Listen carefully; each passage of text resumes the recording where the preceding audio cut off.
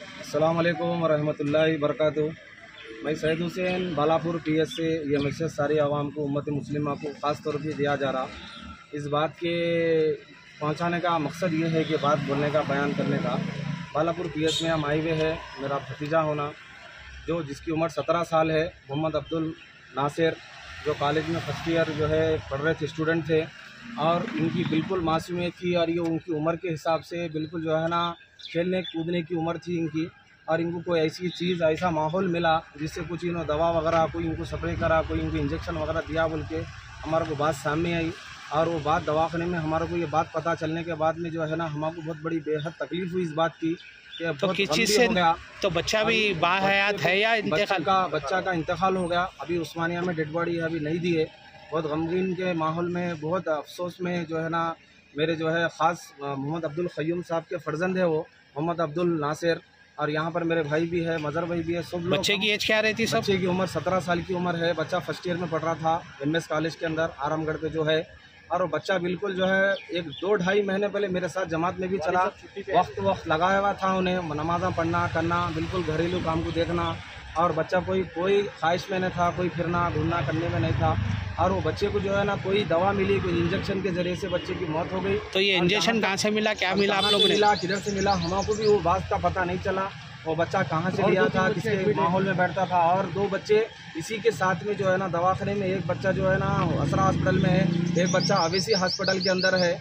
और ये जहाँ तक भी मेरी बात जो भी सुन रहे मेरे भाई बहनें जितने भी है, उनकी औलादों के लिए ख़ास तौर पे बहुत अदबन गुजारिश है कि अपने बच्चों को जो है ना कहाँ पर जा रहे हैं, कहाँ पर बैठ रहे हैं, कहाँ उठ रहे हैं, उनकी निगरानी करिए खुदा के वास्ते। देखो ये नशे की मौत में, ये इंजेक्शन की मौत में जो है ना ये हराम मौत है। और ये मर जाएगा बच्चा तो कितनी तकलीफ है। दिल्ली का बच्चा, घर में बकरी का बच्चा हम पाले तो जो 1 महीने के बाद मर गया तो हमारे भी जो है ना उसकी याद में खाना आना खा नहीं सकते अपन। और ये अभी मासूम बच्चों की जो है ना हम कैसा देखेंगे मौता। बोलो आप बच्चा चलो एक्सीडेंट में था, कुछ बीमार हो गया था, कोई बीमारी की वजह से फौत हुई, बोले तो चलो एक दिल का दिलासा, एक दिल की तसल्ली होती।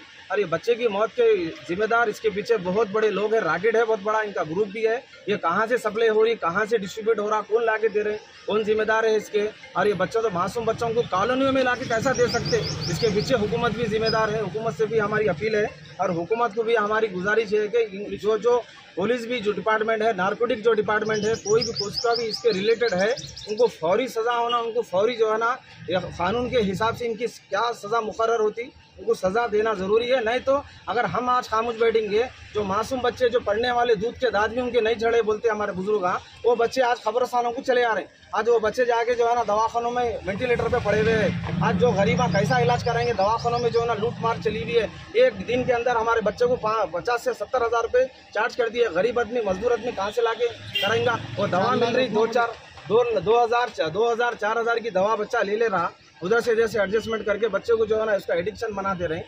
और दवाखानों में जो है ना कुछ भी बात करने, झिड़कियाँ देके हमारे बच्चे तक मिलने नहीं दे रहे। और इंतकाल के बाद में बच्चे को हमारे बोल रहे नहीं, बच्चा उसमें मुलविस था, इसमें मुलविस था, फलाना। ये ऐसे मासूम बच्चे, कॉलोनी में रहने वाले, कॉलेज में पढ़ने वाले बच्चे, जो इसके मुस्तकबिल रोशन होने के लिए माँ बाप डाले कॉलेज के अंदर। फिर तो ये कॉलेज में सप्लाई हो रहा है, कॉलेज में हो रहा है या कॉलोनियों में हो रहा है? कॉलोनियों में हो रहा, बस्तियों में हो रहा, छुपे हुए है, इस पे पर्दा डाले हुए है बाज़ाब्ता। हुकूमत भी इसके अगर वेरीफाई करेंगी, पुलिस भी अगर वेरीफाई करेंगी तो इनको पकड़ के लाके इनकी जो सजा हो सकती है, उनको इनकी आखिर सजा उनको होना चाहिए। अभी आप कंप्लेंट करें आप लोग, हमारे ये टीनेज के बच्चे और मुस्तकबिल में और खराब हो जाएंगे।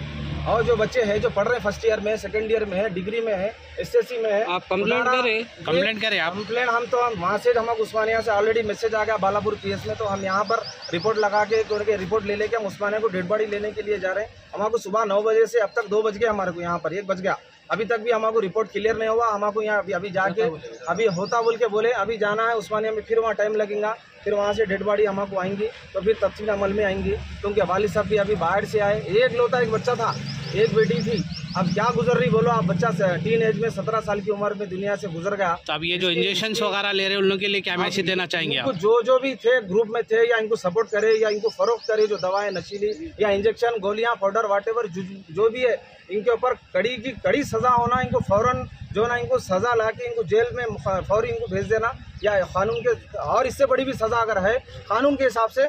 गुजारिश है कि हम जो है ना सारे के सारी की तरफ से जो है ना उनको ये सज़ा देना ज़रूरी है। नहीं तो फिर हमारे घरों में जो बाकी जो बच्चे हैं, पढ़ने लिखने वाले बच्चे हैं, जिससे हम उम्मीद लगा के बैठे कि मेरा बच्चा पढ़ के लिख के काबिल बनेगा, हमारी आंखों की ठंडक बनेगा, दस्तों बाजू बनेगा हमारा, बोल के हम घरों में उनको अच्छी से अच्छी तालीम दे रहे, लाखों करोड़ों रुपया लगा दे रहे। ठीक है ना, बस यही चीज़ बोलना था भाई, मकसद और कुछ भी नहीं है, इसके पीछे कोई मफाद नहीं है। बस ये मैसेज उम्मत मुस्लिमा को है, अपने भाया बहना जितने भी बात सुन रहे हैं कि उनके बच्चों की निगरानी खुद करना है और तकलीफ में भी खुद रोना है। फिर अगर नहीं करेंगे, नहीं उनको सेव करेंगे, अगर उनकी टाइम टेबल नहीं बनाएंगे, दीनी माशरे के अंदर उनको नहीं डालेंगे, तो फिर ऐसे मौताएं होते रहेंगे, ये ड्रग्स माफिया चलते रहेगा, बहुत मुश्किल हो जाएंगे बाद में फिर हमारा जीना।